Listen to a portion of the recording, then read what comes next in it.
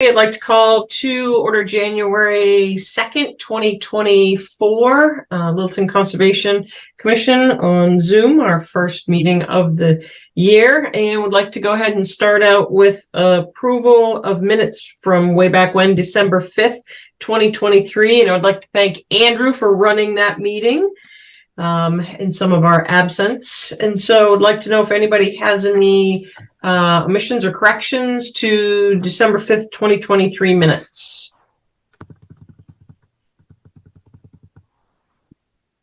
They looked great.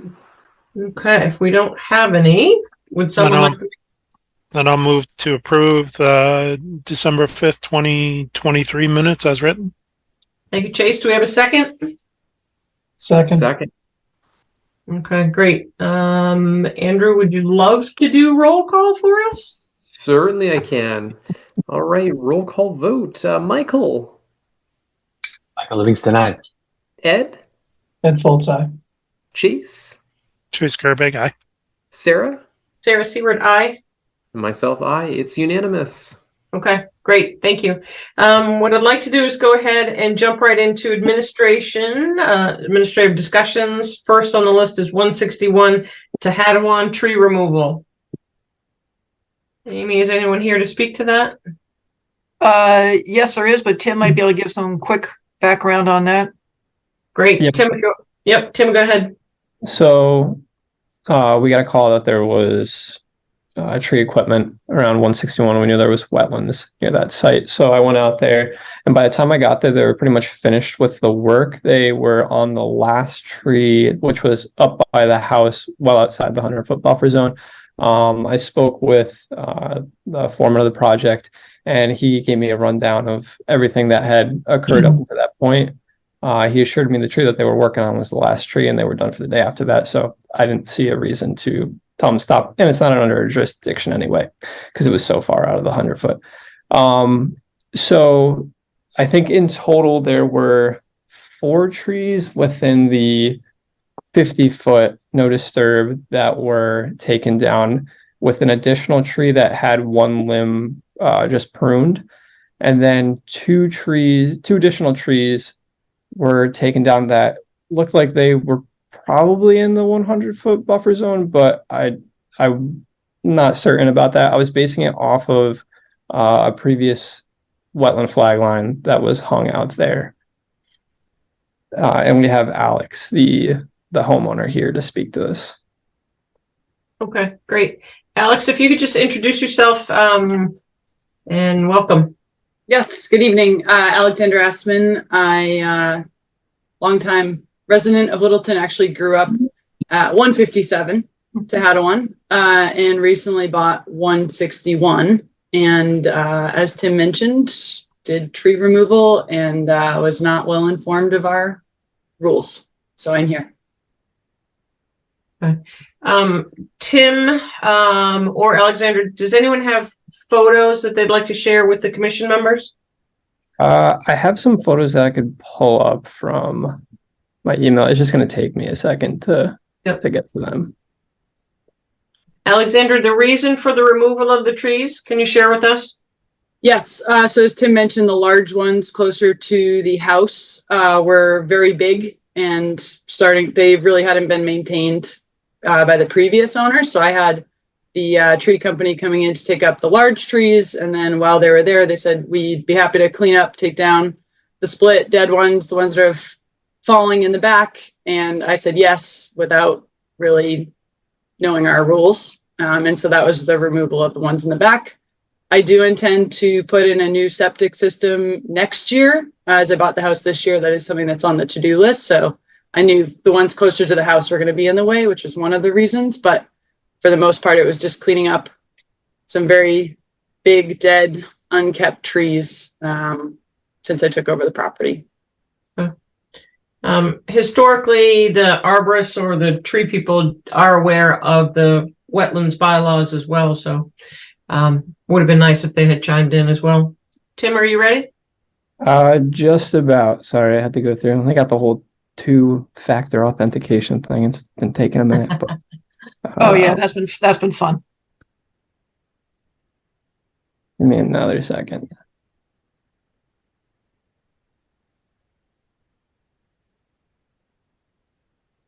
So Alexandra, is the septic system in need of upgrade because of age or failure or? Yes, it completely failed. Okay. And the area that is gonna, so have you worked with an engineer yet to know where that system's going to be replaced? I've just started that process. It's going to be up much closer to the house. Okay. All right, I think I've got it here. Just waiting for it to open.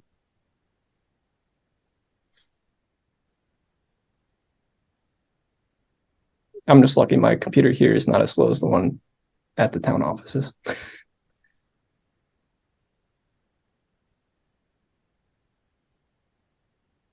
I guess my thought to the commissioners is if we're going to be looking at this site next year in terms of replacement of trees, we may want to consider holding off until next year.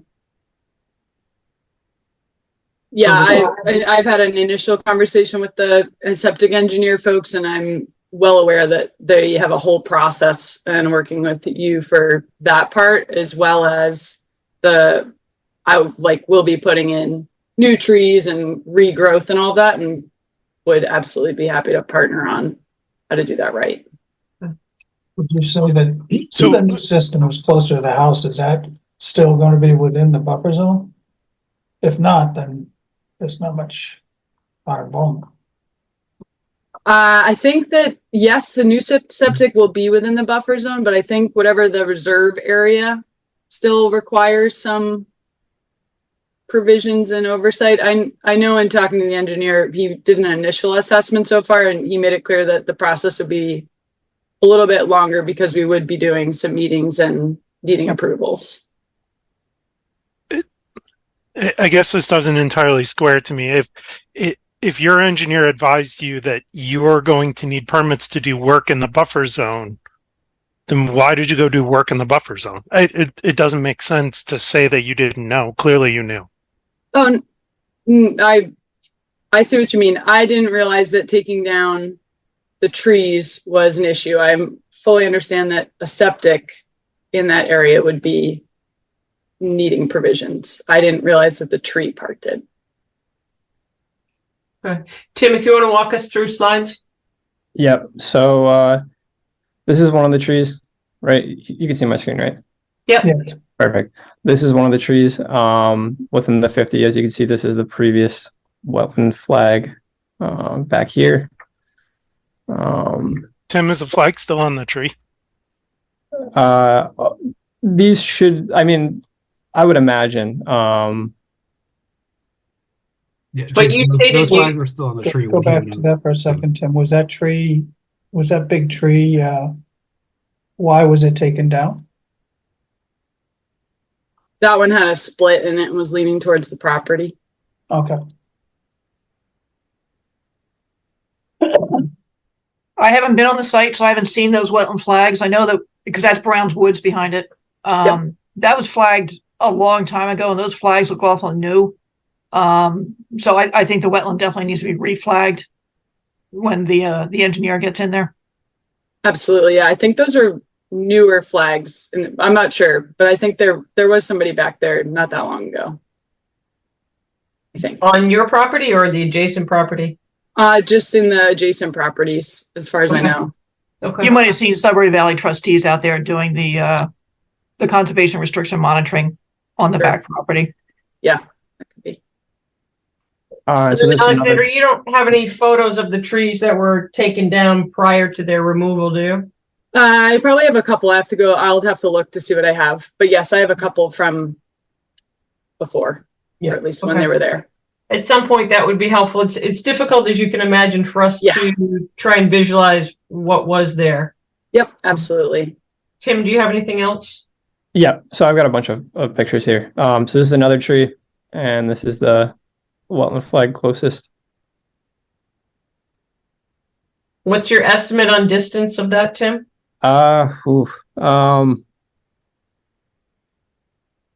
Maybe like 25 feet. Hmm. Or Okay. I'd say probably about 25 feet, maybe. Okay. And so Alex, correct me if I'm wrong. This is the tree that had the pruning on, the one limb. I've got It's either that or it's to the left of that one. When the big one that we just saw came down, I wasn't there for it, but the tree guy, said that it came down on top of the two there and it clipped one top and took out the one that was next to it. So one of those is the one that they kind of topped off and the other one was the one they took down next to it. Okay. Those were not originally intended to be cut back. I know that it's a moot point at this point, but. And here we have two more trees that are within the 50. And I think there's a wetland flag right here. These are pretty good sized trees. Most of them. Any commissioners like to explain to Alex the kind of the situation that we're in now, that work within the 0 to 50 requires a waiver, and I'll have to look at the value of these trays for replacements?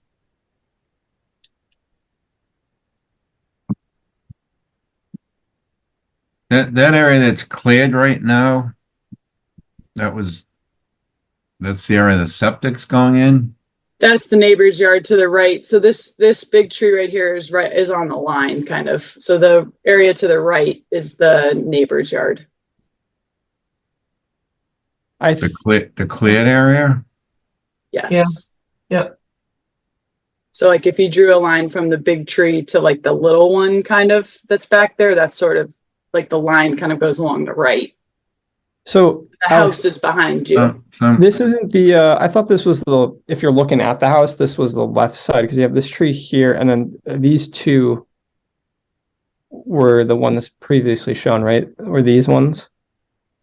Nope, those two are to the left. If your back is to the house, my house is kind of across from that gray house that, our backs kind of go back to each other. So if your back is to the house, this is the big one that was kind of down towards the bottom right.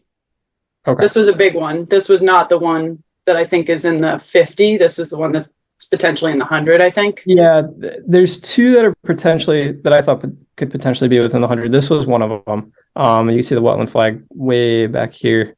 Yeah. And then, so I thought this one was on the right side of the house. No? Oh yeah. Okay. So sorry. Can you go back? Let's see. Sure. Oh, okay. Yes. Thank you. So that is you're correct. That's the big one that's to the left.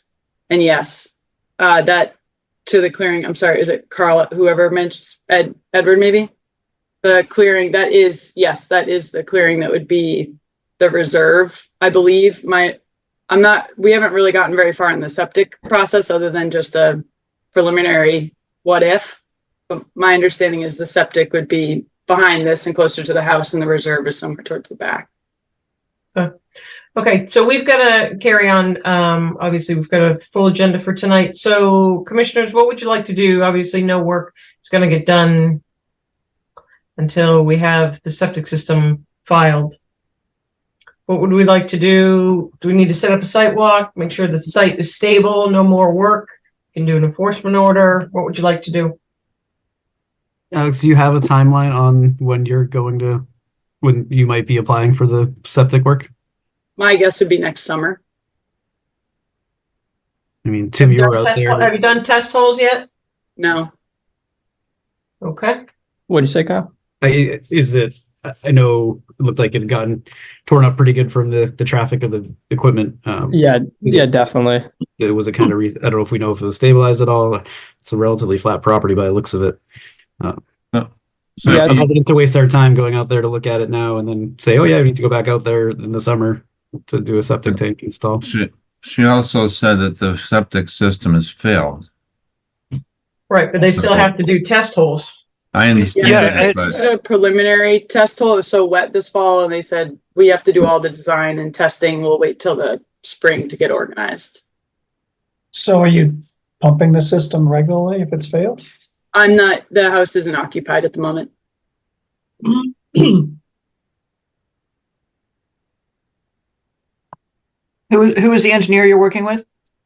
Dillis and Roy.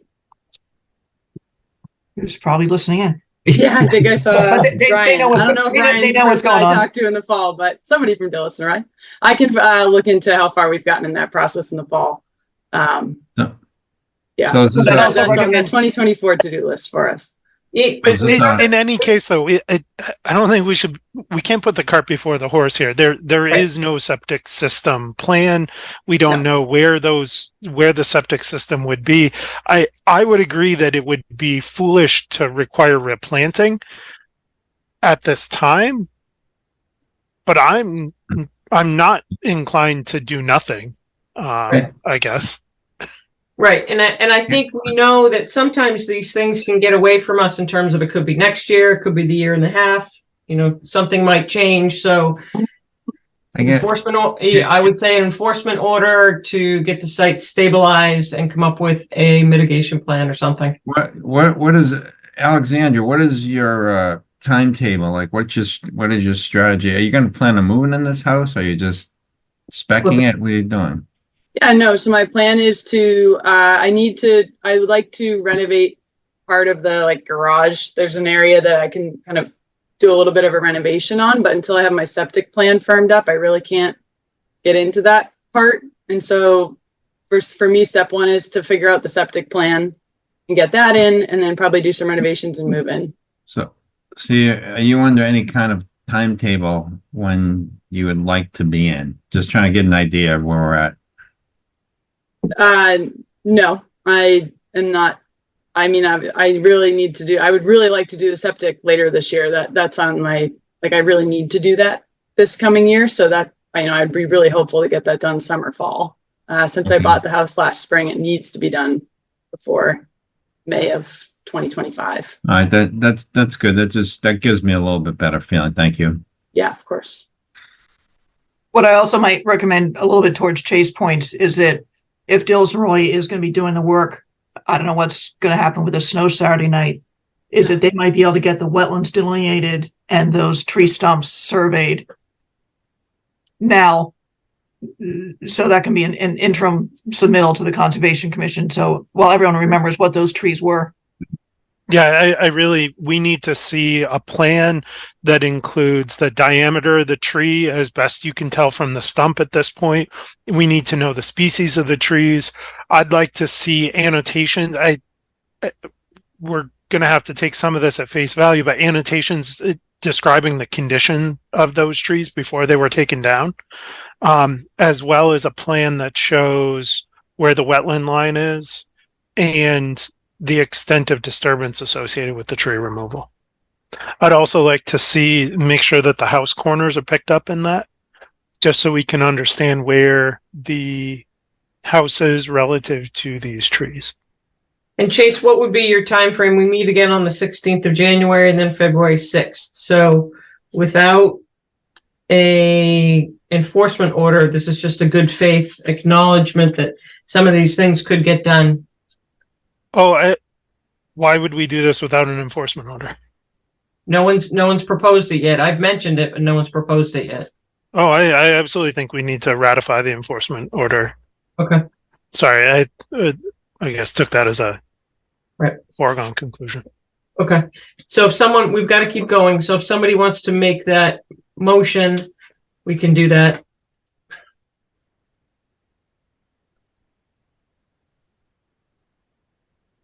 Okay.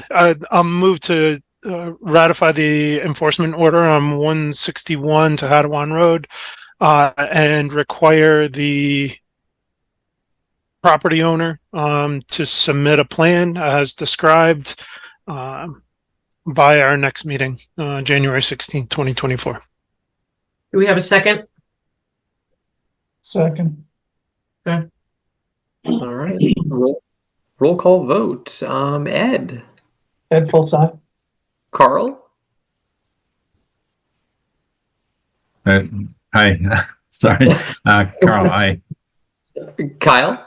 Matsulai. Michael. Michael Livingston, aye. Chase. Chase Kerbig, aye. Sarah. Sarah Seward, aye. Myself, aye. It's unanimous. Okay. Thank you. Okay, we have to move along. Next item is 9 Air Road, request for extension, Mass DEP number 204-0898. The expiration slated for January 29 of this year. Good evening, Ryan Proctor here from Dillis and Roy. I'm representing Brian Carlson, the owner and contractor of this site. As was mentioned, this is 9 Air Road. The project site was originally before your commission about 3 years ago. It's a site directly to the right of the water department building. Brian's been working for the past couple of years on the construction of the 4 houses, the installation of a common driveway, and recently this fall he installed the plantings that were required between the development, a portion of which are within the buffer zone. So along with the request for an extension, I did submit an as-built planting plan to document that those plantings have been installed. The main reason for doing that is condition C19 of the order of conditions had required that we submit annual planting monitoring updates to the commission. So we just wanted to start the clock on that now that they've been installed, and just let you know that for the next 2 years in November, we'll be supplying an update on those plantings. And then, we are requesting a 1-year extension to the order. Brian intends to complete construction in 2024. And when that's all done and stabilized, we'd submit a formal request for a certificate of compliance and a final as-built plan for the site. Okay, thank you. Commissioners, anyone have any questions? Are people living in those houses now? I know a couple of them have been sold. I think maybe the first 2 are occupied. I know they're working on the last 2 on the top of the hill right now, but I don't know for certain. I know Brian's on this call. Maybe he can speak to that.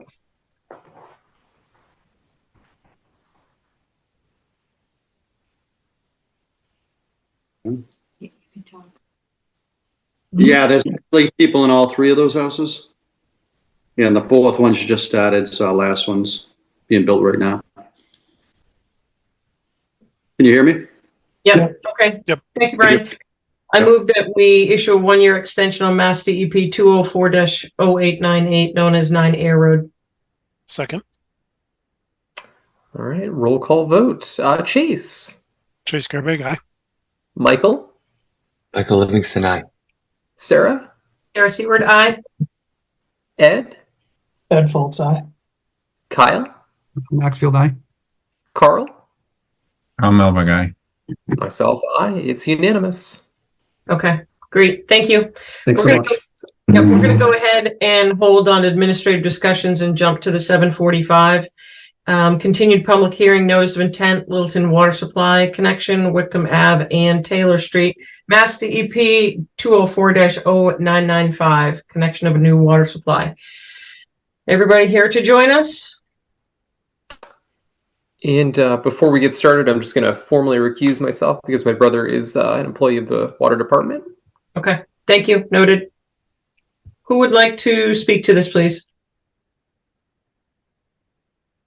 Hi, good evening. I'm Tara McManus from Weston and Sampson. We've Matt Silverman's on the call as well as Jordan Foltz from Weston and Sampson. I don't think Corey's on. No. Okay. So that's it from our group right now.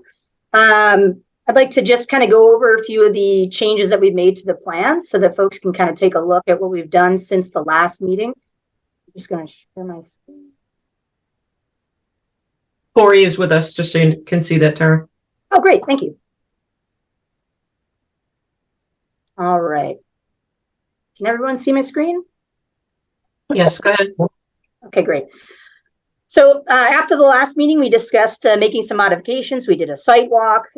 We went through and did a tree survey. I'm just going to go through the main point of the project is kind of this whole wetlands area. We also have some proposed work, obviously, with the paved right of way, but I don't think there was any concerns over the last several meetings with those areas. So I'm just going to focus on this couple plans here. We did shift the water main to be closer to Route 2 to get a little bit further away from the 25 and 50 foot buffer zones, as well as kind of getting out of that tree line. So this first area right up top here, we've pushed it several feet to be right kind of along that tree line. And then right here is that start area where we're going to be doing the directional drill. We'll be basically going under the brook right here and then popping back up. We did shift a little bit the hydrants and the gate valves a little bit to push a little bit further from the 50 foot as well. We continued down along Route 2, along the tree line, trying to stay away from, the wetland resource area as much as possible. And then as we come around the corner towards the Amazon property, we're also doing the same thing. So we shifted the area to kind of come a little bit further, run along the tree line, and then come across here. And then we kind of get into that whole area, which is our cross-country area, which is more of the bigger concern area. We didn't do a lot of edits on these plans, but I'll just pull it up at least so that you can kind of see what we're doing. But if you recall, we have a roadway coming in. It's going to be gravel roadway leading from the Amazon parking lot. Coming through, we're bringing in a new electric line to go to the well field. And then as we start to get into the tree area here, we start to go into a paved right of ways for ease of access and functionality for the Littleton Water Department to access their new well station that's located towards the bottom of this hill. We have our infiltration basin. We made some modifications a little bit talking with the planning board. We did some test pits last week, waiting for my staff. That was conducted on Thursday. We got the report back on notes on Friday.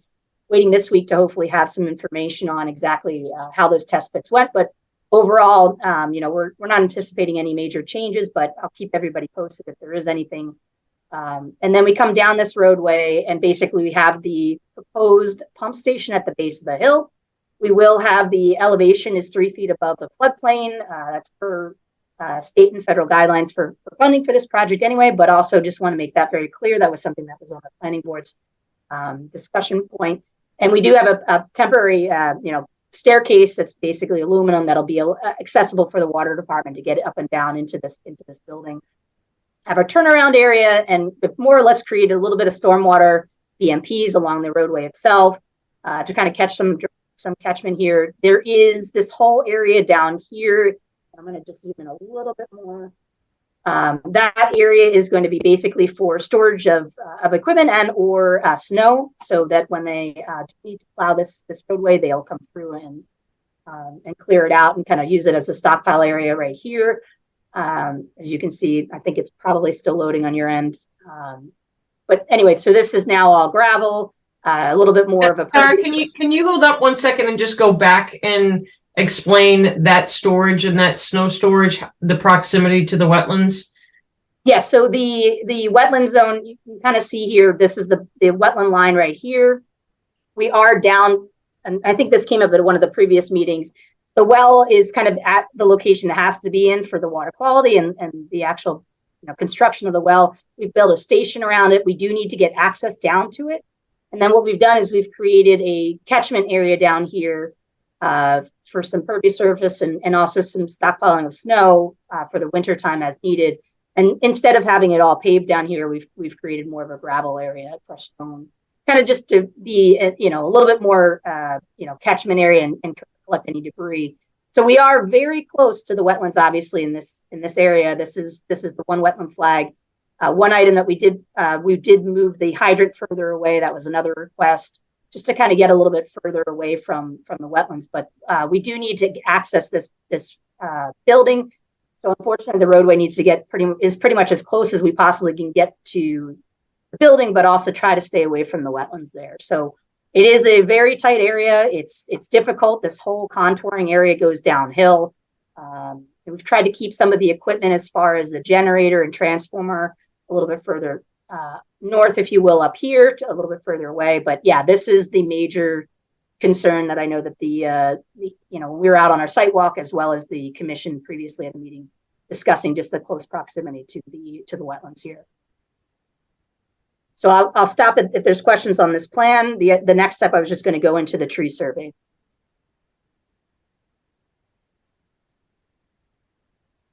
I'm very concerned with the lower storage of water runoff, treated snow. I can't recall any stockpiling that we do so close to the wetlands. So I will clarify again that there will not be any sodium chloride, any salt on this roadway. It will not be treated at all. It is a drinking water source. Therefore, the water department, protects that zone 400 feet around their well. Number one is a zone 1. And then also any kind of industrial, anything like they definitely will not be using any kind of chemicals or anything on this roadway for protection of the water supply, let alone for stormwater runoff. So it will just be snow that would be possibly pushed to this area. So none of the road is treated.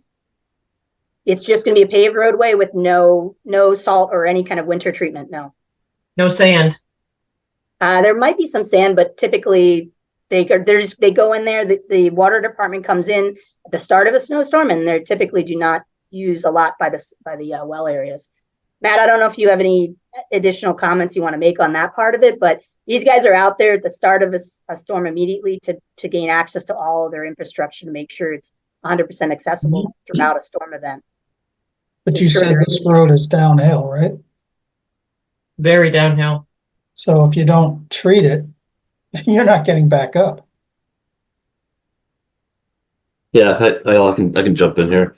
Yeah, as Tara mentioned, we're actually prohibited from applying salt to the roadway within the 400-foot zone 1 of a public water supply, so we certainly won't be doing that. But you know, as you just mentioned, that there is quite a slope here, so there will be probably the occasional need for application of sand in order to be able to traverse that hill if there's really icy conditions. But we do plow very frequently, as Tara mentioned, at the beginning, middle, and end of a storm. So it's not like we'll be waiting until the end and going to plow and being confronted with a whole lot of ice.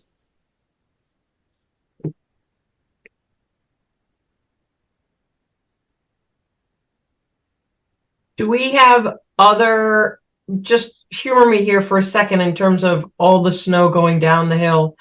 Are there any other bump outs prior to like where your turnoff is to the top for turning around? Do we have any other areas that we can divert the snow? That you've got push paths so it's not running all the way down or pushing all the way down?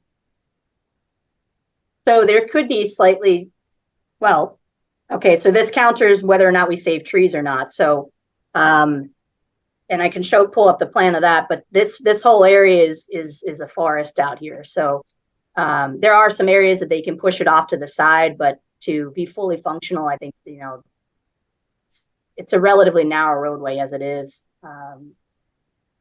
Corey, I guess it's, you know, I'm sure sometimes when it's a heavier storm, you guys do push off to the side a little bit. I mean, yeah, I mean, you're not gonna push snow 400 feet, so it is gonna get pushed off to the side as you go. I don't think we're going to create any side though of areas that you know, large push off areas, I guess. No, probably not. Especially with, I mean, you see the slopes on either side of the road. It's pretty steep, so there wouldn't be anywhere to push the snow in those sort of last, I guess, the bottom third of the roadway here. How far, Corey, can the generator lines run? Can we move some of the generators further up the road? That's a good question. I'd have to talk to the electric folks about that.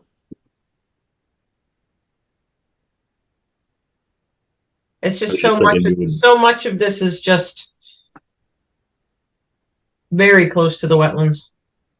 So we're actually, yes, we're very close to the 100-foot up in this upper region here, but this is, sorry, let me just do a quick, dash line is a 50-foot. So the solid is the 100 right here. So we're outside of the 50 with all this infrastructure up here. Down by the actual well? So this is the well down here. The well station needs to stay, but the infrastructure that you're talking about, so we've got the generator and the propane tanks to feed the generator, that's all up in this area. Yep. Sarah, was your thinking that if they could move that up higher, then you could put the snow catch up higher? Yes, and I was also thinking perhaps you can cut less trees because the forest comes in pockets of trees. So I guess we'll get to that next in terms of the forest.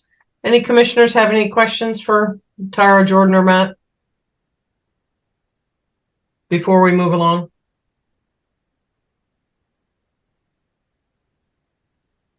All right, let's carry on. And then this plan we have here is the tree survey that we conducted. So I've kind of focused a little bit more on the area of concern. Pretty much this brown line is our limit of work area. So for the most part, everything within this limit of work area would need to, all the trees would need to come down. But then anything along, outside of here, we've got several trees that we did kind of a 20 to 30 foot or so here and there where we went outside of limit of work, picked up a few other trees. But so there's several trees along the exterior that will be able to stay. But any area that we're modifying the existing contouring, there's significant contouring going along here. Anything more or less 6 inches or so, they're going to probably need to come down either way. And then this is our infiltration basin up here, which obviously the whole goal is to have trees removed from that area.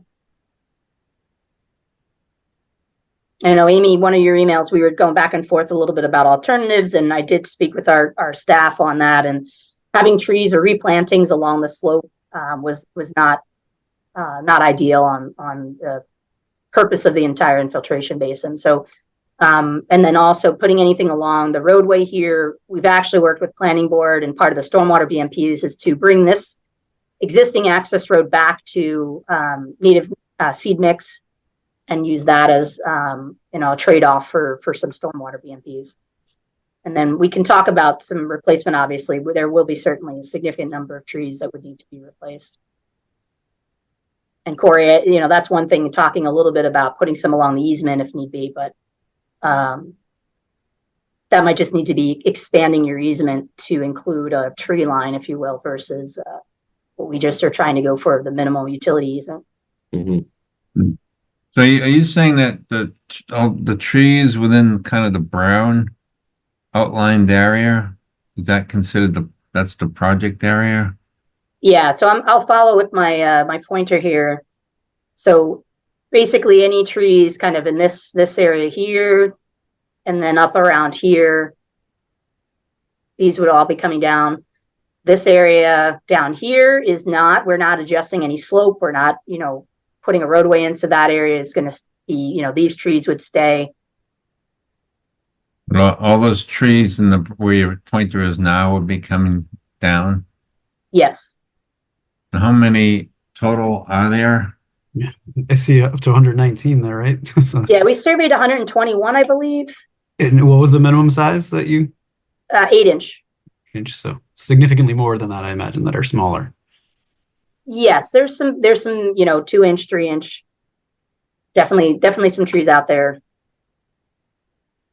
Can we talk a little bit about what we're doing to the wetlands below it by removing all that cover? How are we going to ensure through sun, temperature change, soil alteration, that we're still going to get the nourishment that the wetlands are going to need below it and adjacent? So the permanent alteration obviously will be the infiltration basin, but the roadway will be kind of the only major change other than obviously clearing the trees. We will be restoring everything else back to native seed mix, and if there's any areas that we could replant along our limit of work, we'd certainly want to be putting some trees up along that area too. May I ask, what's the tallest tree that was marked? Let me go to my spreadsheet here. The tallest or largest diameter? I'm looking at canopy, like in terms of coverage up top. Yeah, they weren't asked to get height. They just got DBH. Yeah, I gotta say, I mean, they're pretty tall. There's, I think for the most part, you're at least 50 feet up. Most of the trees are just trunks with the canopy at the very top.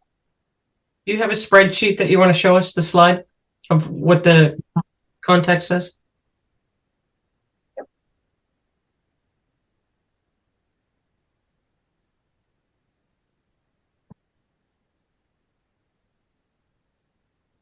So this basically, we send a PDF of all the trees, species, and the diameter. So the trees are all numbered 1 through 121. And then the diameter, and then you go with the speciation.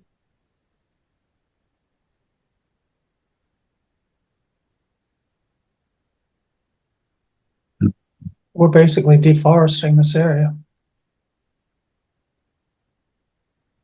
Yes, we definitely need access to the well. Right, but that means the trees are gone, the animals that use the trees will be gone. Yeah, I don't see how you mitigate to something like that personally. I don't know either, it's just stinks. In the interest of progress. Clean drinking water too, but yes. Well, I just, That for the town of Boxborough?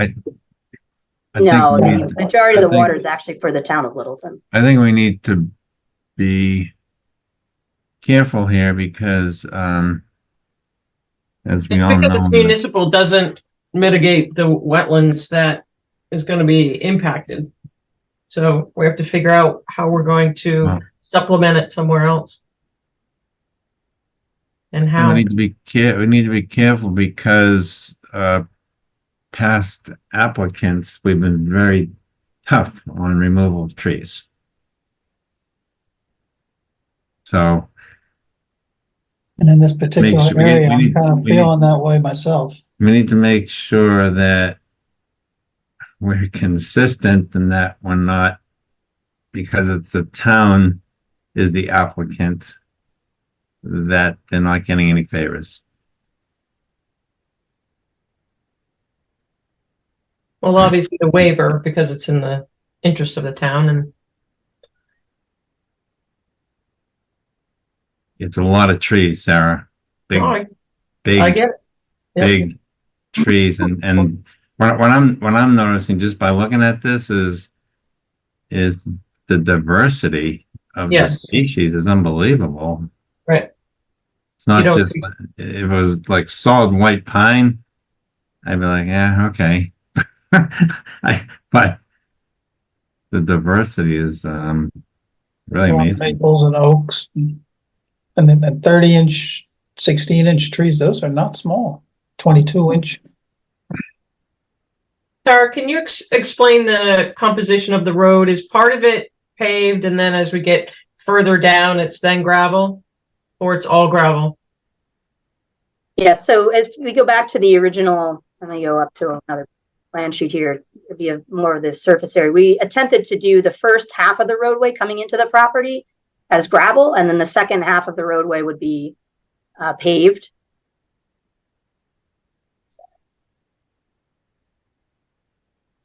But I thought we So- said the lower half of the road wasn't paved, that it was gonna be gravel. So Or the this stretch right, it's harder to see on this one, but this next sheet here is basically the roadway going in from the Amazon property. And this whole length here is all gravel. So it comes in, it's the longer stretch of the proposed roadway. It comes all the way into the site. And that's all gravel along. It runs basically parallel with the access road, with the parking lot, excuse me, of Amazon. And then on this plan sheet is where we get into. You said you were proposed paved parallel to roadway. the parking lot? Yes. So So- in between the tree line and the parking lot over at Amazon. Can pull Right, up a yeah. Google. I remember that, yep. And so we start it right around here and we come down as the paved, this is a stretch that's paved. Why the change? So for number one, attempting to minimize paved impervious area, but this stretch, having it as a sloped gravel all the way down to a pump station, it's just not feasible to maintain. You're probably going to have worse runoff and other concerns with roadway erosion than if you then we put in the paved with the stormwater BMPs on both sides. So Okay, so this that was the more leads us- practical. That goes to my second question. That infiltration basin is only going to collect stormwater from the gravel road area? So Everything from the else goes gravel roadway down? and as much of this area that can along this stretch, but it's infeasible to put the stormwater basin further down. All right, so can you just quickly highlight where water from the asphalt goes? I'm sure it Yeah, so this stretch up here. right goes to the infiltration basin. What about the rest of the road? So there's a little bit of a 4 foot or so side slope along the entire edge here. So here's an example of a stone check along the slopes here. So we do have, and I could go into the drainage plan. It's a little bit different, but we do have some crushed stone on the sides here to kind of collect off a little bit off the side of the road on both sides. And then we have obviously the larger, so there's a little perimeter, and I can zoom in a little further, but there's a little perimeter around both sides of the roadway to kind of collect a little bit. And then down here is kind of the larger catchment area too. Right next to the wetlands. So I guess my question is on the opposite side of the roadway, but yes. In the winter time when we're plowing and it's jumping off the road and the gravel, your pathways on both sides are now frozen and there's snow on top of them. And then we have one of those fluke storms where it rains, everything's just going to go down in frozen conditions and it will just carry on down to the bottom. Yes, slope towards this direction in this general sheet flow, if you will, versus this way. Where we're on the very close line to the wetlands as we're looking on the lower side. Right. So our aim is to bring everything this way towards that side. So in theory, we go from starving the wetlands to then flooding the wetlands. By removing the trees, we won't have as much infiltration up top. And then in frozen conditions, we're going to end up with a lot of water down there. Can you remind me what the grade is, please? The percent slope, here's a cross section here. It's a little bit amplified, but so we're at 11.8% slope on this stretch here, and then it smooths out a little bit to 7, and then obviously curves out to 0.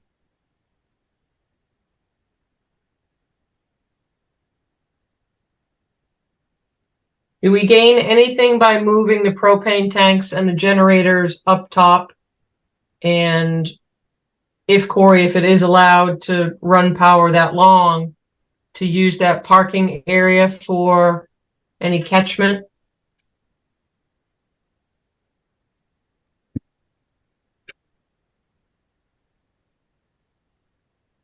So you're thinking changing the grade so that it doesn't go all the way down towards the well, but instead runs towards where the generator and propane tanks are currently shown? If feasible, if just thinking a little bit here. Any other commissioners have any questions, concerns, wisdom? A lot of questions.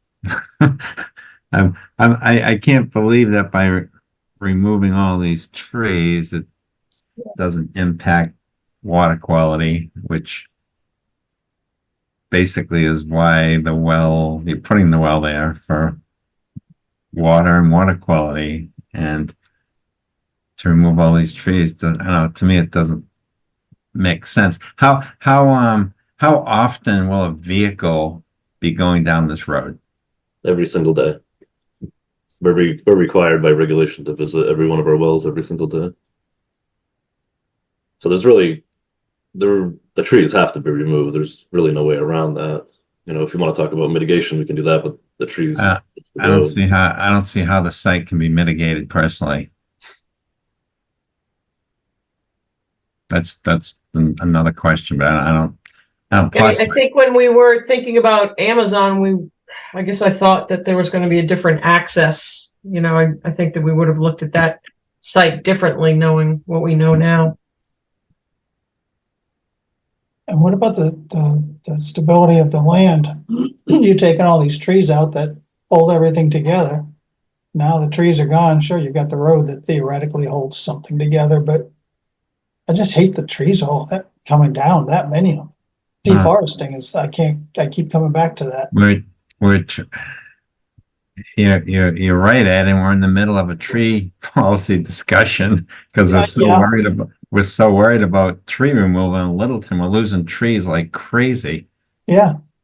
I think we have to look at the heat impact and the climate to that wetlands, because you've got the heat from the asphalt from the Amazon parking lot, and then we're taking out all those trees. So temperature is going to change quite a bit in that area. And you do have wetlands. And not to throw another layer on that, can you talk about the national heritage implications here? I know there's a few. Was it 3 species that are listed? Do those overlap with this area, the roadway area? One of them's a bird, right? I think. Yeah, there's the turtle is the primary concern, I believe. And that's, we're gonna, Jordan, you want to speak on that one? Yeah, it's the Blandings turtle. It's threatened. And then there's the blue spotted salamander. That's special concern. And eastern meadowlark. That's special concern. Do they all overlap this area? Can you elaborate on the areas of the site? I know that your site's obviously very large. Are we talking this main roadway area where we're taking all these trees out? I'm thinking of the bird, but Let me just pull up. Yeah, we'll need to pull up the environmental receptors map real quick because that's not on our plans. Yeah. Eastern meadowlark's a grassland bird. Okay. Yeah, I think those are in Boxborough. So it's more towards the Boxer side. Okay. But I'm not Yeah, sure. and the roadway, obviously the rest of the project outside of this area is all within the paved right of way. Jordan, if you've got it first, go for it and I'll stop sharing. Where's the Blandings turtle? Yes, I can pull up the map. The natural heritage doesn't tell us specifically where the organisms are. They just tell us that they're in the habitat. So let me just share my screen. Yeah, because the Blandings came up during that Amazon project as well, right? They had monitors and fencing and everything installed. I think they're all up and down Beaverbrook. I know that all the down work over at Monarch. And at Monarch, right? Yeah. Right in here. And Natural Heritage did do their final sign off. I can't remember if That was going to be my next question, Amy. Is I know they sent a letter, but did they issue any sort of final approval and recommend? in the meantime they got and Tara or Jordan can elaborate on it, but it was a no take with conditions, which were Yes. basically the general conditions that Natural Heritage can put on. And if I remember, I don't believe there are any time of year restrictions. No. It was a sort of the turtle sweeps and Yeah.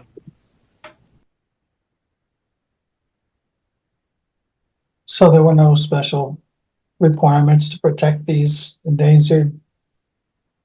There were no special requirements. Well, I think we did. Natural Heritage had what, maybe 6 or 7 conditions that if those are adhered to, they would consider this to be a no-take project. Can you just elaborate what those are, Jordan, please? Yes, I'll just pull it up right now.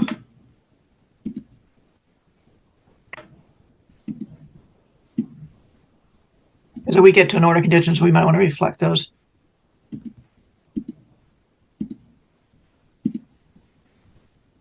Well, is it the understanding of the applicant that they can abide by those 6 that are being requested by Heritage? Yes, we didn't have any concerns with them. Do we know what wildlife species are using that forested area? Including the trees? So, go ahead, Tara. I was going to say I've seen some squirrels and some other low-lying areas, but once we were hiking through there, they pretty much scatter. So I'm not sure. I mean, I just pulled up that Google image. We are talking about a strip of land about 60 feet going through with the roadway, 40 feet or so, roughly swathing, and that we have to do all the stormwater BMPs for it, which unfortunately cuts down more trees. So.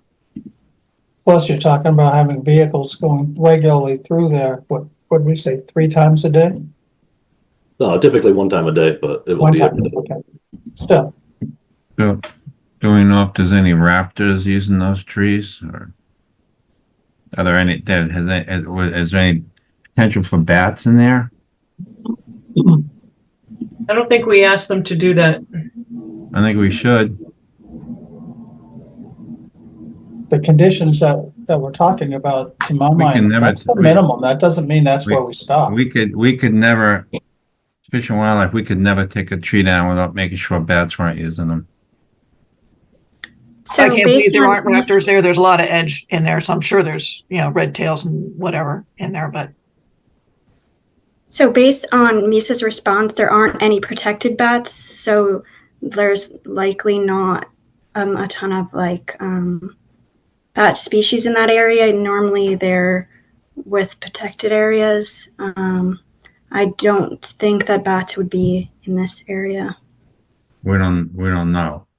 So with getting back to the turtles and some of the other sites that we've had, and we've worked really diligently to keep them through various means, especially with Brian Butler, do we want to look at areas so that they can still have some habitat?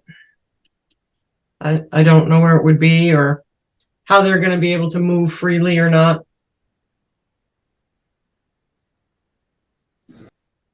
MISA requires a turtle protection plan for this project, so they would be doing turtle sweeps, and that would decrease any habitat for the turtles and protect them in this area. And who will be doing that?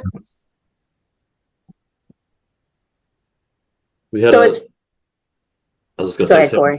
I think Weston and Sampson had subcontracted someone to do that when we did the pumping test, and I can't recall their name. I don't know if you do. Okay. Yeah, I mean, That's only during construction, though. That's not. Have to be Ongoing. pre and during. But the question is, and I was confused that no one has spoken about the time of year when we look at the habitat, the time of year that would be better for the habitat if we're going to deforest and change everything, whether it's going to be what season, and that's out of my expertise, obviously. So yeah, so the first meeting or two we talked about, this project is likely a two plus year project. So if there's conditions you guys want us put in here, we're more than happy to accept and put them on our contractor. okay, well, I think we're going to have to think about that. So obviously we've spent a lot of time on this discussion, good discussion. However, we have to keep going. So Corey, can I just bring up a couple things? Yep, and also, for Corey, go ahead. Yeah, sorry. Green International did finish their third-party review on the stormwater pieces of things. And they just noted a couple things. I don't have the final one in front of me, was that Weston Sampson Water Department is asking for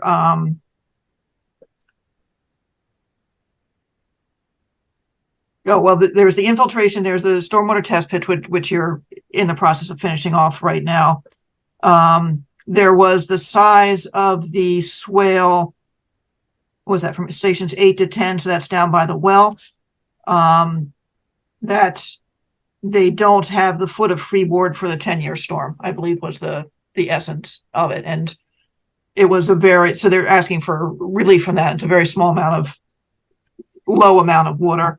And the other one that I wanted to double check was in that area of floodplain, if that's a net cut, net fill, what's happening down there by the well. Amy, can you clarify? So if I heard you correctly, there's only 10 feet of freeboard in a 10-year storm, and in winter or spring thaw conditions where we have this was the swale. Okay. Where the swale, and they're designed the 10-year storm, where the swale would reach a 0.35 give or take feet from stations 0 to 10, and it varies in there. They're not able to provide the foot of freeboard in that swale because that would have to be pretty deep and then hence wide swale. They don't think, and I don't have the rest of your comments, there'll be any negative consequences as a result, and request relief from this requirement.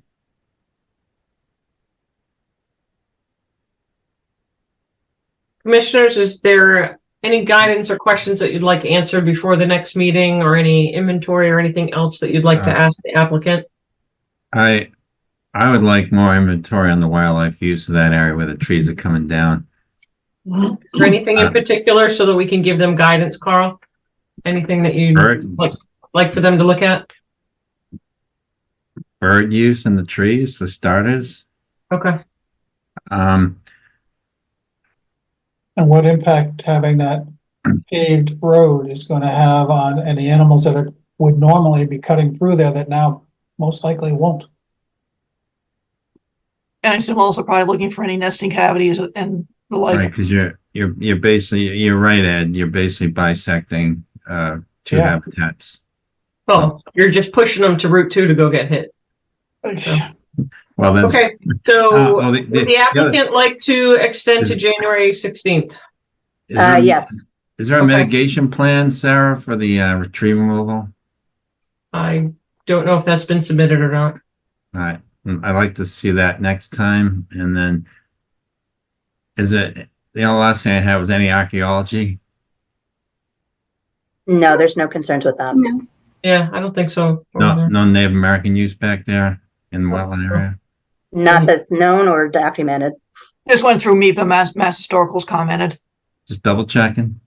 Yeah, appreciate it. Okay. I mean, does the commission want to, I don't know, in terms of mitigation, entertain possibilities of off-site mitigation, or do you have any kind of direction there? I think the Try to commission do something along parallel to Amazon?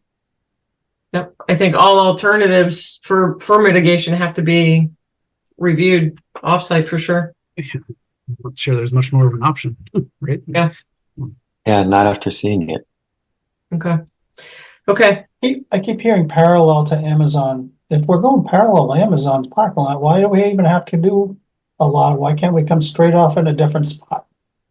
Corey, we don't. I'm not redesigning the plan, A lot but of conversations and trees and animals and so forth. I mean, this is destroying an entire habitat. But It's Corey, not you taking spent down years trees on that. No, the gravel portion of the paved road, which is like 1,000 feet, which we're not even really, we haven't barely talked about in this conversation tonight. That's all on entirely disturbed land already on Amazon's property. There are no trees there. There's no trees being cut down. It's adjacent to their parking lot. That path, they won't accept any modification of that. It is where it is. They don't want any outside vehicles traveling through their parking area to access the well. So they're requiring us to come off of their property before you get to that lower level parking lot. And so that's why we need to kind of travel about 1,000 feet parallel to the edge of their parking lot to the woods line. Right. Yeah. So Ed, it's unfortunate, but Corey and others spent a long time trying to negotiate that. But okay, we're going to move along. Thank you for joining us. It's now 8:33. We're going to open up the 8 o'clock discussions update on 242 King Street, Mass DEP 204-0959. All right. Thank you. Okay. Thank you. Thank you. Okay, Corey, all yours. So yeah, as you all know, it's been in 2023 was an extremely wet year. It was the second wettest year in the 105 years that Littleton's been collecting rainfall data. And so there's also, as you know, extensive dewatering going on at 242 King Street for the 30-foot deep hole that's being excavated for the bioreactor portion of the new wastewater treatment plant. That dewatering has been going on since July, I think. So it's been 5 months or so now. It's about 6 or 7 weeks left of the dewatering before all the concrete has been poured and cured. So we're almost to the end of it, but there is still a little bit of ways to go. There's been, in general, the dewatering's working out fine. There's been a few large rain events, though, since July that have caused some issues. And so this most recent one on December 18th was certainly the worst, I think, in the whole 5-month period. So we talked extensively with the site contractor and our engineering consultants to figure out what we can do to help mitigate any additional issues going forward. I'm hopeful that there won't be too much rain in the next 6 to 7 weeks, but you never know these days. So we've taken some additional precautions over the past couple of weeks since that last rain event. The site contractor built a berm around the Phragmites area. That's the area that receives all the drainage off of Route 495. So they built a berm around that because that actually overflowed on December 18th with that large rain event, and that ended up flooding, large portions of the site and causing significant issues. So that berm should help prevent that from happening again. They also had their 2 frac tanks vacuumed out and cleaned of all the silt inside. So it gives them sort of a fresh start there. And they've also installed quite a bit of additional straw wattles in the area behind the discharge basin, which is, I think, the primary area of concern, because during those large rain events, the settling basin overflows. That water is relatively clear, but there is, some silt in it. And so when it overflows, some silt gets into the buffer zone and starts slowly migrating towards the wetland. And so they put quite a few additional straw wattles down there about every 10 feet or so from the settling basin to the wetland. And so there's about 5 rows of those at this point to catch any silt that might come off if that basin were to overflow again. And then they've also cleaned up all of the silt in that same area from the last rain event. So the site's clean and stable now. To my knowledge, there's been no actual impacts to the wetlands, though it got pretty close in the buffer zone there with the silt migrating. And we believe that these additional measures will prevent any future issues if we do have another large rain event over the next 2 months or so. I don't know if anybody's been down there recently to see any of that work that's been done since the 18th, but if you'd like to take a walk down there at some point this week or next week to take a look and see if it seems adequate to you, or if you have other requests or suggestions, we'd be happy to do that with you. Commissioners have any questions? Thank you for the update, Corey. Sure. Corey, what consideration has been given to adding additional frac tanks? Yeah, we've talked about it quite a bit. We don't think it will make much, if any, difference, only because essentially the way those are functioning, they're essentially, once they're full, or they really only get 2/3 full, they're just acting as a pass-through at that point, and they get full pretty quick. If that's what your engineer is telling you, then you need a new engineer. Well, no, I've seen it. Sedimentation tanks work by giving sediment a place to drop out. Yes, the volume is still there. We're not saving any volume, but we're doubling the retention time. We've had this discussion with your contractor 5 different times, and for whatever reason, they're hell-bent on spending thousands of dollars on wattles instead of a couple bucks on frac tanks, and I just can't freaking figure it out. Yeah, I mean, so those 2 frac tanks are not, it's not like one of them's filling while the other one's settling, and then they're alternate, they're in series. So the water's flowing through one and then through the other, and then through the bag filters and then out into the settling basin there. So that's what I'm saying, as far as it's a pass-through, essentially.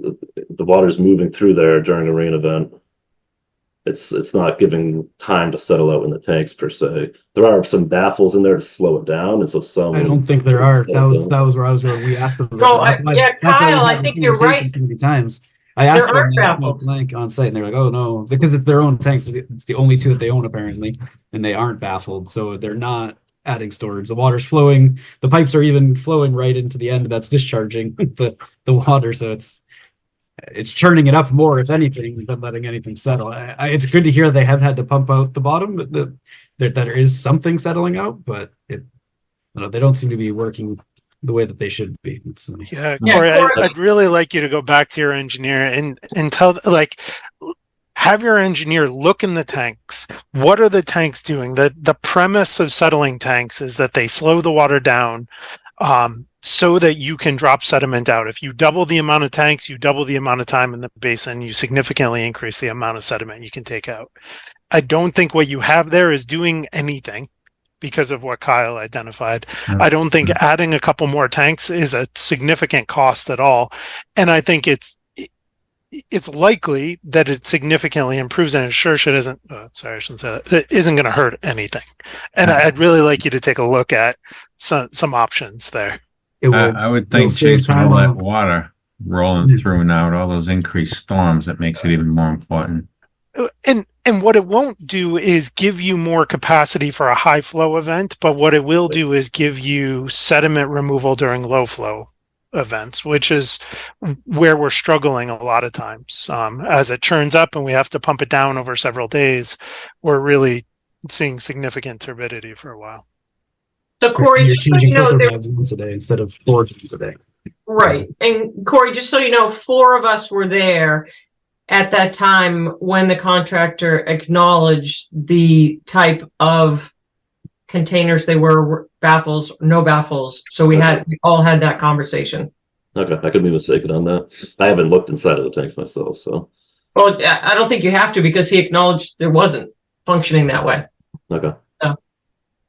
Okay. I can have that conversation with them about either swapping those tanks out with baffle tanks and or adding a couple of tanks. Yeah, I'd really like you to push them to find more of a solution here. Yeah.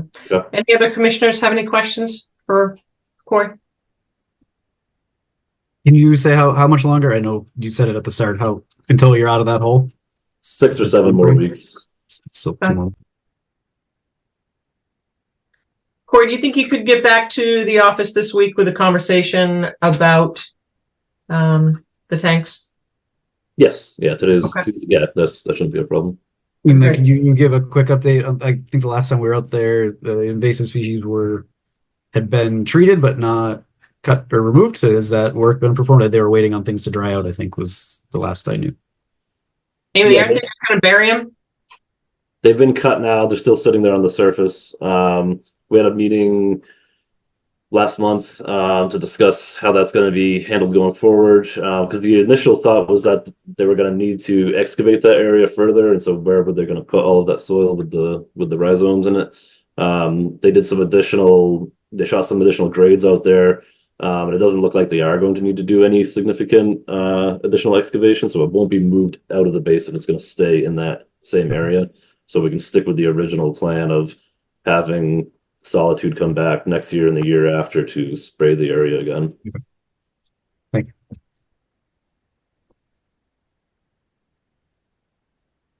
And then there's a culvert going in at that road at some point. Have utilities or anything like that been run? I know they were waiting on utilities to be installed, right?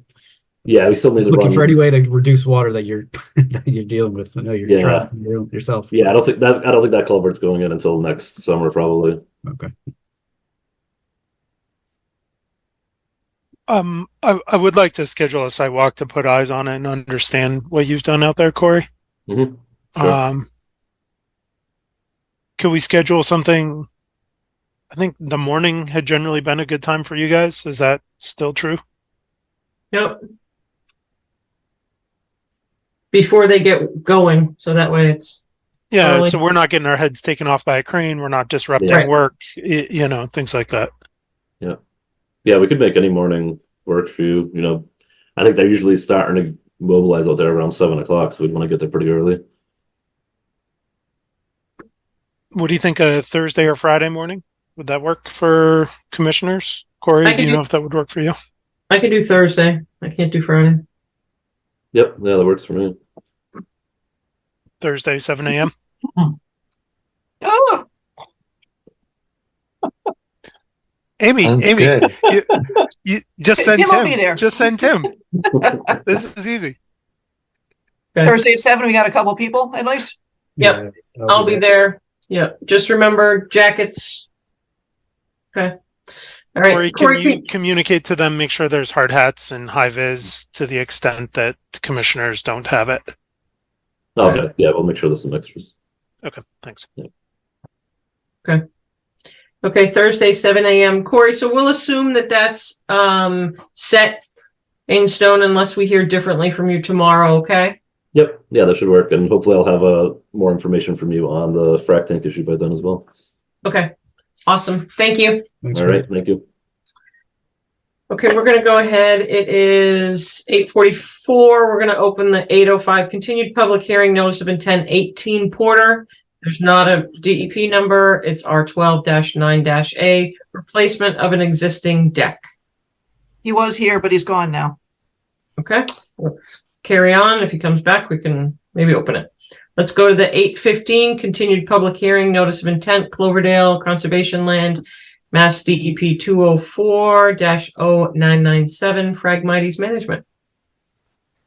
So I believe that was only waiting for the DEP file number, which came in with no comments. So let me know if you have any more questions on it. Okay. Does anyone have any questions on that? Okay. All right. So we'll consider that good. let's carry on to, Oh, let's issue an order of conditions. Yeah. oh, sorry. I'll make a motion that the commission close the public hearing and issue an order of conditions for the Cloverdale Conservation Land Project, Mass DEP file number 204-997, Phragmites Management. Do we have a second? And a waiver, please. And a waiver, Oh, please. and a waiver. Second. Second that. Okay. All right. Carl. Yep. Roll call vote. Chase, Chase Berbig, aye. Carl, Tom Alberguy. Michael, Michael Livingston, aye. Sarah, Sarah Seward, aye. Ed, Ed Foltz, aye. Kyle, Maxfield, aye. myself, I. It's unanimous. Thank you. All right. Thanks. Thank you. Okay, 8:20, tree protection policy discussion. Or we can go back to administrative discussions. What would you all like to do? I'd like to hear a little bit about Dagon Hill. I think, given that last discussion on trees, I think we should probably start having this discussion on the policy. Okay. We had a good talk. I guess not our last meeting that wasn't canceled, our prior meeting. It was nice to have, why am I blanking on his name? Yeah. Matt Cahill. Yeah, Matt Cahill came in, so it was nice to hear from him for a little bit. So Kyle, how do we help? How do we move things along? What are your suggestions for us as commissioners to help with it? Feedback, I guess. Any thoughts, additions, comments? Okay. Things to remove. I'm sure there's plenty that I've glossed over that needs to be, reinforced for sure. And the biggest part we talked about was the mitigation. And I mean, I guess I probably should share it since I.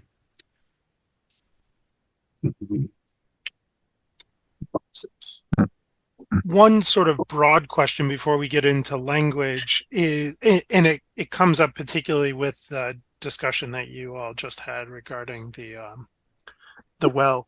What is our willingness to entertain off-site mitigation?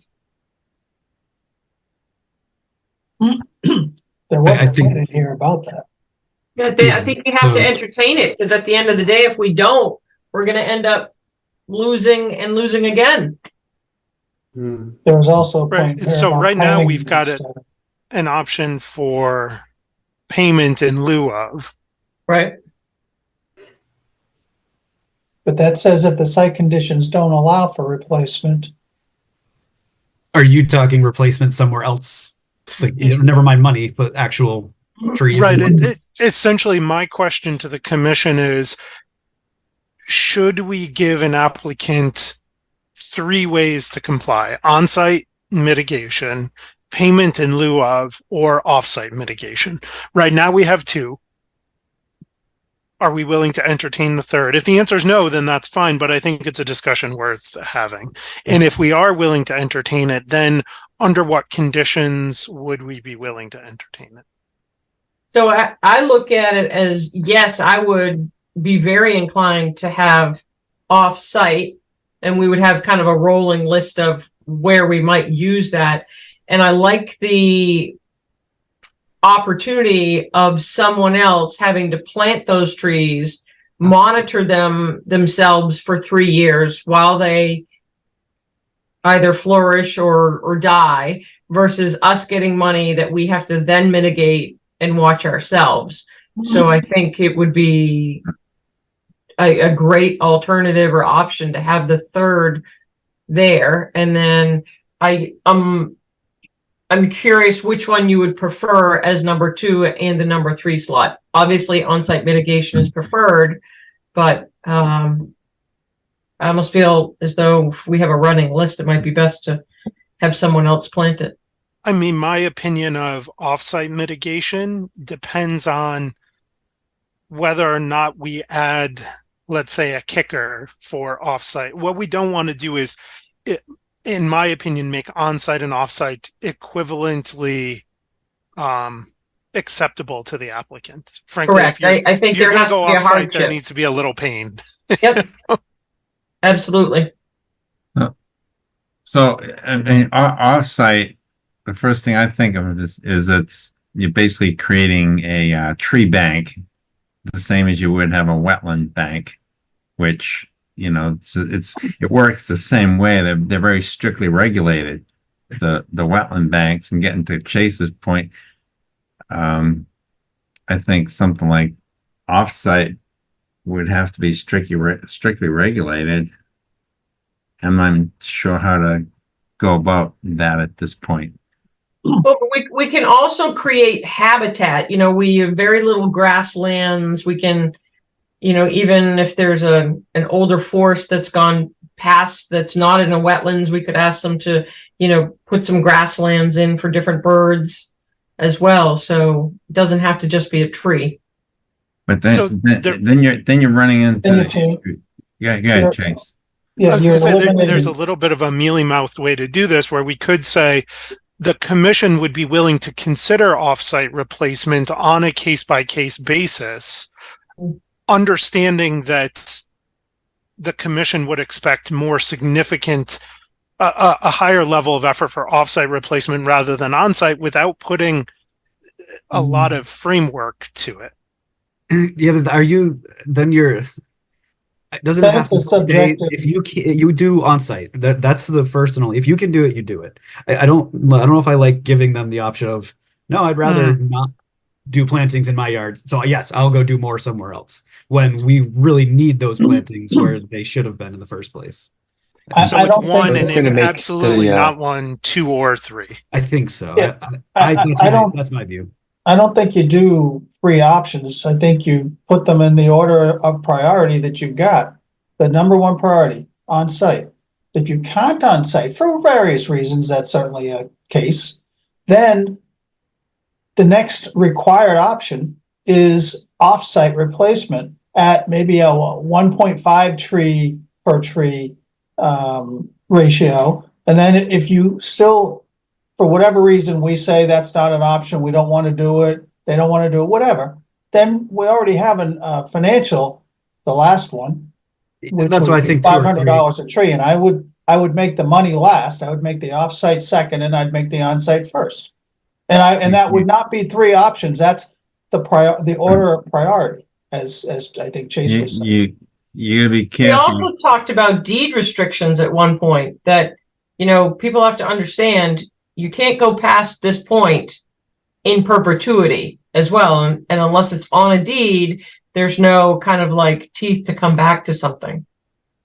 But Maine went through this with DEP. It was it was easier for a developer to take the trees down and pay the fine, just to get their view. Of course it The is. fine's not high enough. Well, I don't think the charge per tree is high enough. I mean, those values you've had on those trees ridiculous. And as it is, we already doubled it from 250 to 500. I know, but I'm just saying, I mean, that's not, I mean, I don't know what a tree costs, so. Well, but I also think you can not replace them with 3-inch or saplings. You know, make them replace them with a larger diameter tree.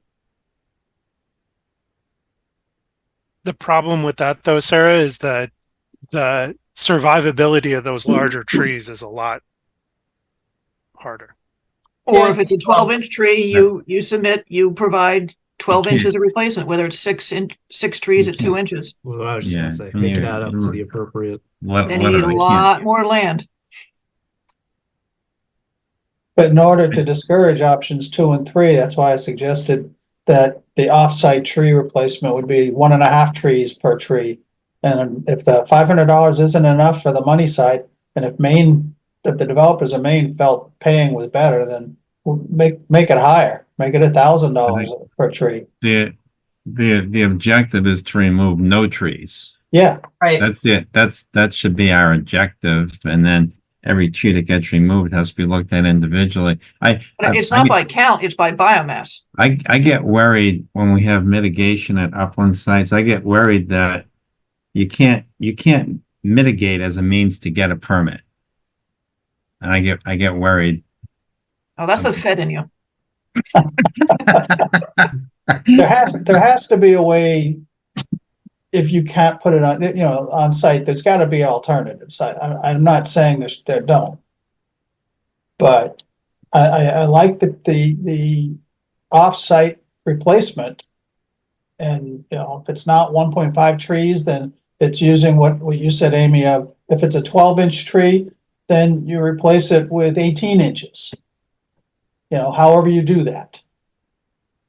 With a minimum size of the tree. You don't want saplings, so they have a minimum size. I think for ease, I would say double the diameter of what you've taken. So if you've taken a 10, you come up with the calculation of however you get to 20. That works for me too. And obviously using that $500 a tree is definitely not enough. So just for instance, we had that recent example. How in the world does the water department accomplish that by taking 100 trees down? Well, I think How would Durkee? Right. Yeah. So, all right. So we still have it's not our job to figure out how they do it. Right. Okay. I would also just want one more thing for the payment. I would also want to perhaps make that a little broader, that if we want to use those payments for land purchase of wooded area. Or land restoration or anything that has to do with the land. So if we have to plant somewhere else as well. We had talked at the time that we went to 500, we had talked about the possibility of a revolving, I don't know if it's the right word, but some kind of account under the control of the commission that would allow what you guys just said, either the restoration or whatever. I don't think you can, Amy, can you? I think no matter what, as soon as these payments, it's going to be a bit of a nightmare. Right. At some point, we got to take this to town council. Right. And I don't think the language needs to be polished. Just enough sense. It'll be better than it's at. It'll never happen anyway. Just a sense of what's trying to be accomplished here, and for town council to say either, yeah, go for it, or you got to do something a little bit different here. Can I task you to ask Ryan if you can go ahead and ask town council? Or I can ask the new town administrator, but yes. Okay. That would be nice if you could do that. Okay. Let me work on, I haven't done anything with this since we last met, Amy, so. Okay. I mean, I can maybe over the next week or so kind of clean this up and add in some of the comments and discussions that we've had. Yeah, and I would make sure that town council is not going to get into the weeds here, whether it's 4 small shrubs or 3, that's not the point. The point is the overall framework and whether or not how this gets carried forward. Right. Thank you for your work on that. Okay. All right, let's come back to administrative discussions.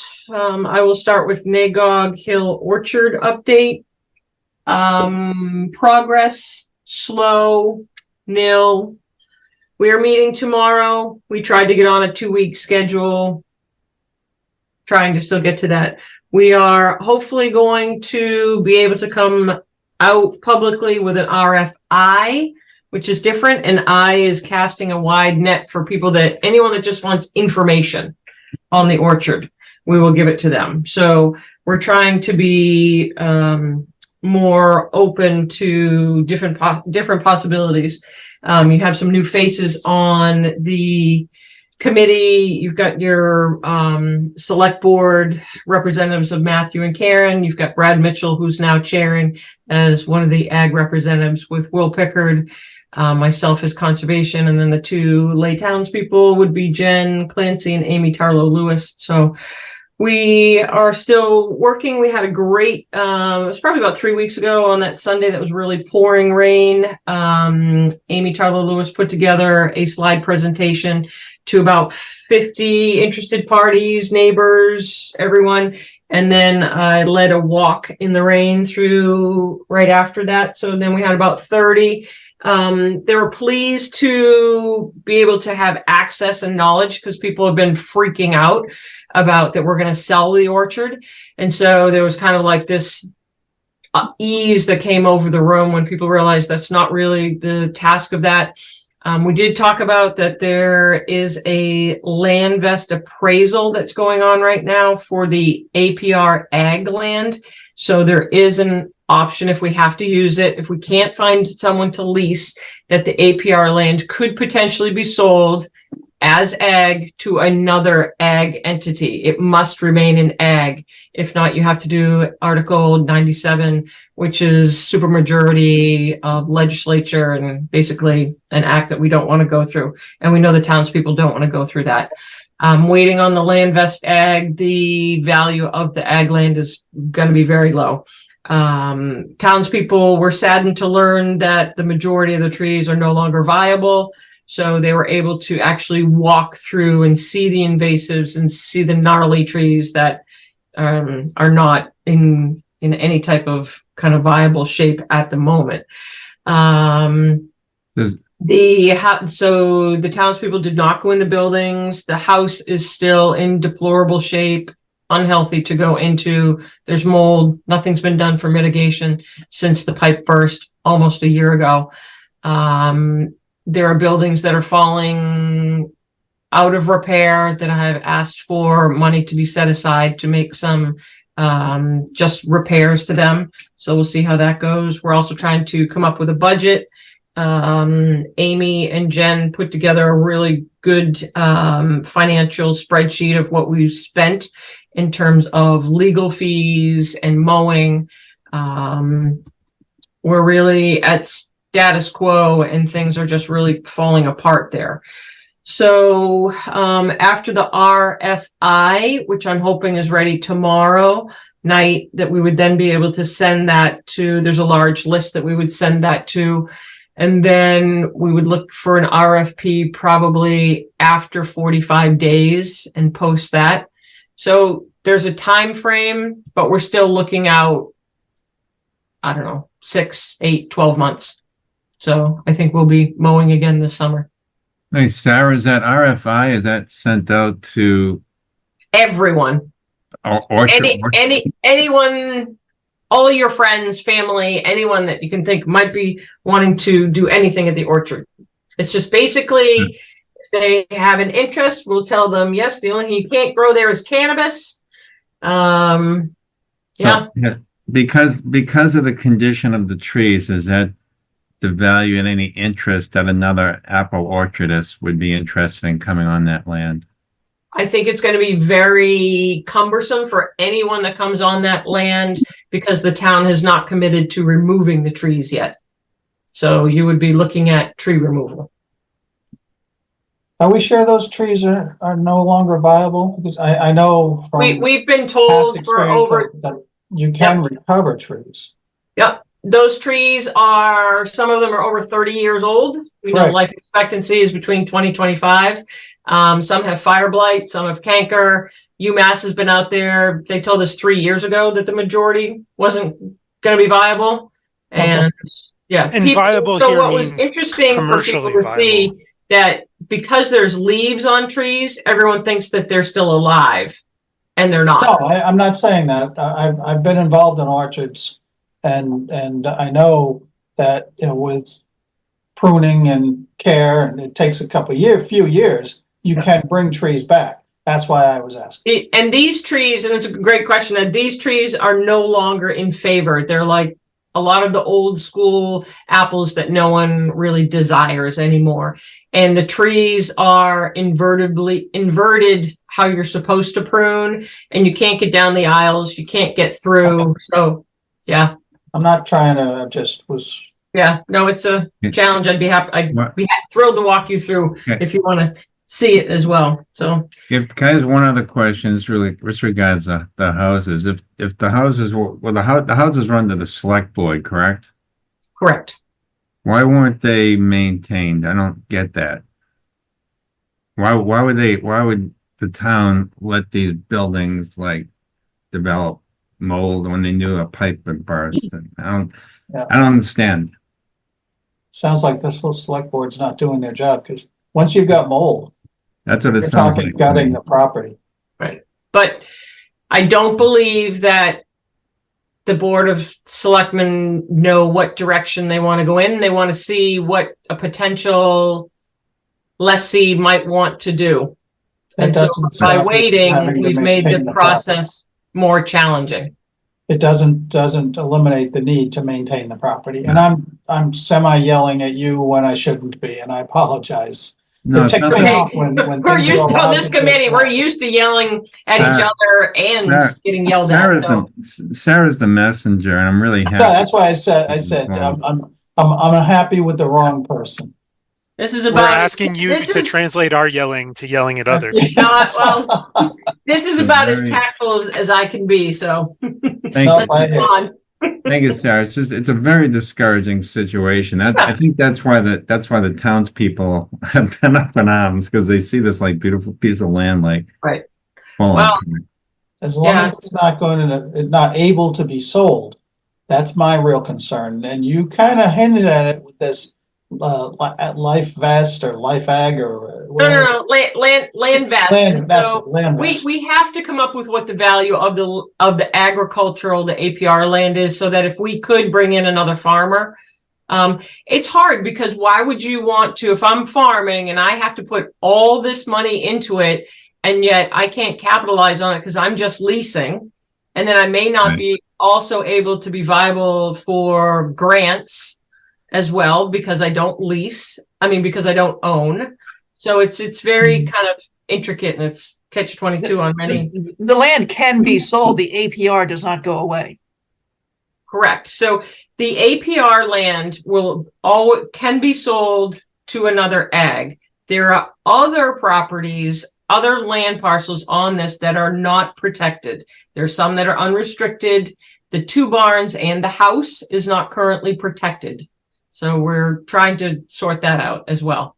Hey, Ed, it's a very just one more sec. It's a very similar situation to a cranberry bog that's in Carlisle, Yeah. where that the town took over, and now they don't maintain that at all because it was. Yeah. You know, But you're not going to build houses on a cranberry bog. you're not. No, you're not. If someone buys those buildings, they're going to tear them down and put how many houses in there? That's what the town people and myself are scared about. So those footprints are like 1.1 acre. They're not big clumps. I will keep my words to myself, but a certain board have no hesitation to allow clustered high volume housing and much to my chagrin. So, and that we're off topic. I apologize. Yes. Well, everyone's encouraged. You're always welcome to attend or read the minutes or come to the meeting. No, absolutely. Meet tomorrow at 7. And Sarah, just FYI, if there's any interest, who was it? David E. Ross said it'd be maybe 1,500, 2,000 to actually subdivide that pond parcel. Okay. Yep. Thank you. Okay. So next is. the 1 review. second, Sarah. I got an email from 18 Porter. They had a family emergency, so they asked to continue. Oh, good. Already Already reached reached out. Okay. Yep. Can you just reply and say thank you and good luck? Yep. Everything's okay. Thank you. Okay. Who's going to do the review? Open space. Actually, unless you feel differently, Andrew, I don't think there's a lot to say about OSRP right now. We're trying to get it across the finish line with the comments from the committee, so that anybody else who might want to take a look at it can take a look at it. It's been slow going. The train is moving, but it's slowly moving. So, yeah, Amy, I was going to respond to your email about perhaps pushing the next committee date out to give more people time to respond. The committee is essentially still reviewing the draft sections before it goes out to constituent boards, such as this one, for final review and endorsement. So we're hoping to get this wrapped up fairly soon and get a solid draft out to you guys. And hopefully we'll have it within the next 2 to 3 weeks. Hopefully. Okay. That's good. You're still moving forward. You're not in reverse. Yeah, Keep the faith, Andrew. Okay. the faith is there. You want me to send around an email, Andrew, to that effect? I think push that'd it be out? great. Yeah, so I think realistically getting all the comments that we should have by Monday or well before Monday in time for the meeting are going to be a little tricky. You want to push out 1 week, the week of the 15th or the week of the 22nd? Let's shoot for the 15th. We'll be ambitious and see what we have. Sorry, everybody. We're kind of scheduling a separate meeting within a meeting. Okay. Sorry, I'm not going to get his attention again, so. All right. Carrying on. 2 more. So 49 Mattawanakee beach nourishment discussion. So if you remember about a year ago, there was a discussion about some beach nourishment. This is Dave Barr's property that was done out there. And by the time we heard of it, it was done and it was down. And that's when we really started the discussions about the lakeshore compliance stuff. But DEP called, I think, probably just before Christmas and wanted to know what was going on, if that was an enforcement, if something happened to it, what happened there. And I said, we got distracted by trying to let everybody get onto the same page. So I don't know. Dave Barr couldn't be here, so I wouldn't want to get too far in this discussion anyway. But I think maybe can put him on for the next agenda. But you also think about what you want to do about that particular situation, as well as moving forward with the guidance document, policy, whatever you want to call it.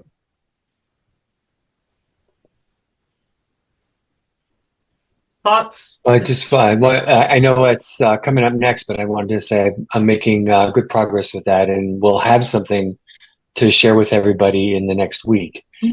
So if that makes a difference,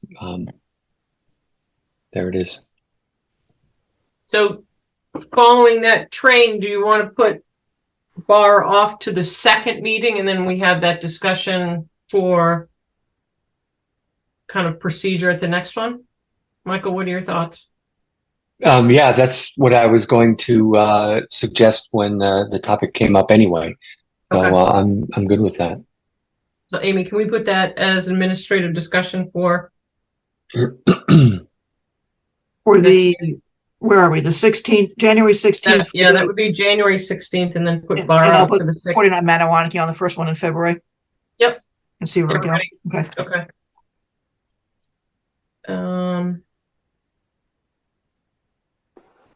I think that's it for administrative discussions. So Thursday morning site walk. Amy, any other site walks that you think are kind of coming down the pike that we may need to start to think of because of snow coming? Or No, the only submittal we've had is for an RDA for I'm not sure if it's mill and repave, something on Route 2 for Mass DOT. I have not looked at it in depth. My guess is that's gonna be pretty straightforward. And I don't think I've got wind of anything else that's about to be submitted. So we might be going to a little bit of a quiet period. I did also want to give an update. I did put in an application for 2 CPC requests. One was for the Phragmites control at Cloverdale, which would be my priority. And a second one I put in almost to start the discussion, may not happen this year, is an open space investigation fund, or whatever you would want to call it, so that there's $20,000 or $30,000 sitting there already approved, that if we need to act quickly and get an appraisal or a 21E or something on a property we want to buy, the money is there and we don't need to wait for town meeting or something. I know some other towns do that. I don't know if CPC's interested or not, but I thought it was worth a discussion anyway. That's the fun. Amy, because we spoke of NAGOG, what are your thoughts about using any funds for some of the bittersweet and all the invasives that are on the stone walls encroaching? The ones that are in the trees, I don't think we can get to, but I'm more thinking on the kind of perimeter. I gotta tell you, because our budget is always tight and there's a lot of money. Most of that's not conservation land. So I'm reluctant to take our budget to use on that. Okay. I don't think CPC funds could be used on that. Since it's not conservation land, it's not open space. Well, it's kind of open space. I don't know. Well, that would be a tough one. Technically, conservation oversees the self-help parcels, and that's Yes. it. Yes. Okay. All right. Does anyone have anything else? I did have one quick question about our friends on Mill Pond and their very tall deck. Has that been wrapped up? Where does that stand? That was 18 Porter. Yeah. Oh, that was 18 That's Porter. what- yep, Okay. so they'll come in Sorry. for the next one. Yep. He doesn't have a DEP number yet anyway. How can that be? That's been like He hasn't paid. His check hasn't cleared or something. I'm not sure. oh, but that's what was said like 2 months ago. Yes. Okay. Okay. Do we have a motion to adjourn? To adjourn the Conservation Commission meeting of January 2nd, 2024. At 9:16. Do we have a second? Second. All right, roll call vote. Let's see, Chase, Is Gerbe guy. Carl, Tom over guy. Michael, Michael Livingston, aye. Sarah, Sarah Seward, aye. Ed, Ed Foltz, aye. Kyle, Kyle Maxfield, aye. myself, I. It's unanimous. Thank you. Happy New Year. Happy New Year.